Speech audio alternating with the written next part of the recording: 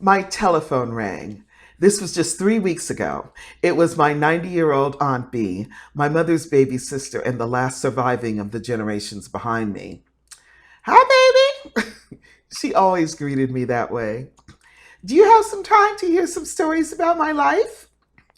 Of course! I was excited. Back in October, on my last trip to my hometown, New York City, I had joined Ancestry.com.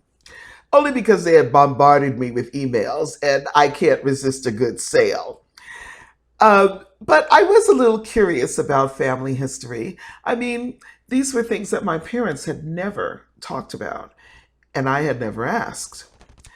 I'm first generation born and raised in the United States from Jamaican immigrant parents. Now, being born Jamerican made me feel special. I mean, I love the idea of it, the sometimes lyrical, sometimes rough tones of Jamaican patois, the food, melding of flavors from Africa and India, even Europe, and of course that hip swaying music from calypso to ska to reggae. But I've got a love hate thing going on too. There's a joke about immigrant West Indians that their key to success when they first arrive here in the States is to secure not one, but at least two, and better yet, three job.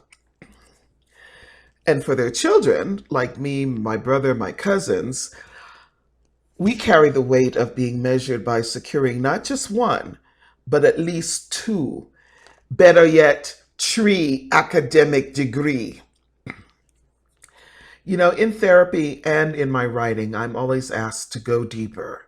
Like, so what is the actual source of your anxiety about achievement? Well, how about because my father is ashamed of me?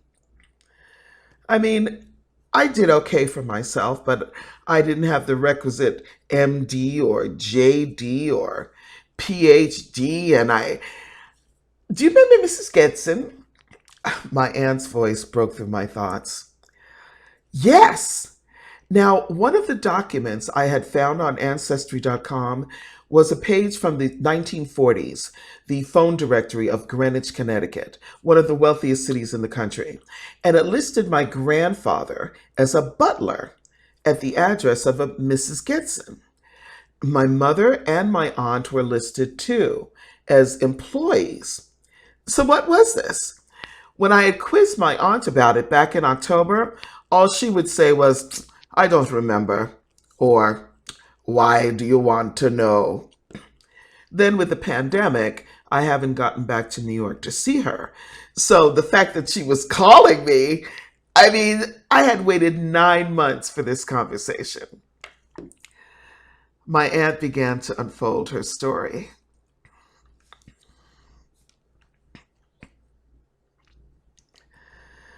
Your mother and grandfather worked for old Mrs. Gibson. I worked for her son and his family, just several blocks away. I was a skinny little 14-year-old girl taking care of a family of four. It was a huge place. They had a yard where I used to take the dog, big slobbering dog, 3 times my weight. I remember I'd wake up at the crack of dawn before anyone else was up, ready to cook breakfast for the family. And then I noticed the washing machine. Young Mrs. Gibson would put the wash in and then leave everything overnight. So in the morning, I'd have to drag out all of these heavy, soaking wet clothes and hang them on the clothesline to dry. She did this 3, 4 times every week. Would have been easier for me just to do the whole job myself. But one day a week, I'd finally get to see her mother. We each had one day off. So we'd take the train from Connecticut to New York City and go to the movies. We'd stay in the theater all day, two sisters whispering in the dark, and watch the same movie over and over, like Miracle on 34th Street or The Bishop's Wife. It was the only time we got to be ourselves, to be like children. When it got dark, we went to the YWCA to spend the night. Yeah, 135th Street, it's still there. We'd talk and we'd remember how I'd had to drop out of school when I was a child in Jamaica, right before our mother died, and how we shared a 5-cent can of Vienna sausage on the flight from Jamaica to New York City. The next morning, it was time to catch the train back to Connecticut. Only this time it was a quiet ride, because we knew we'd be separated again for a whole another week.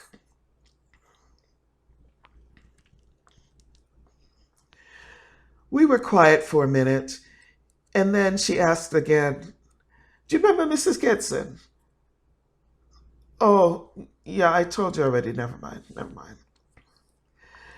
Now, when my aunt began to repeat herself, I knew that she was tired. So we blessed each other, as is our tradition. "Sleep well in Jesus' name." And we said goodnight. It was late that night when Aunt B hung up the phone, but my eyes were wide open. I thought I was a grown ass woman when I ran away from home. At 20 years old, straight out of college, I hightailed it out of my parents' house. Now, I had graduated with honors, and it was expected that I would go to medical school. But all I wanted was to get away from my family and get away from those expectations. So I straight out lied, and I told them I planned to go immediately to grad school in California. I had felt nothing but pressure to achieve since the day I started kindergarten. And even years and years later, that expectation felt like cinder blocks heaped on my shoulders. But I was so wrong in my thinking. Maybe my elders had never talked about their pasts because they were embarrassed or even ashamed of what they'd been through. God, I hope not. I mean, that generation back there, they were focused 2, 3 steps ahead just to make sure I at least had the opportunity to realize every dream. Not one, but two, even tree job. Thanks to that immigrant generation, I didn't have to face anything like that. And thanks to Aunt B sharing with me, their story is real and it's connected to me now. And I am so proud of them. I understand more and I appreciate more what it really means to be born Jamerican. Thank you.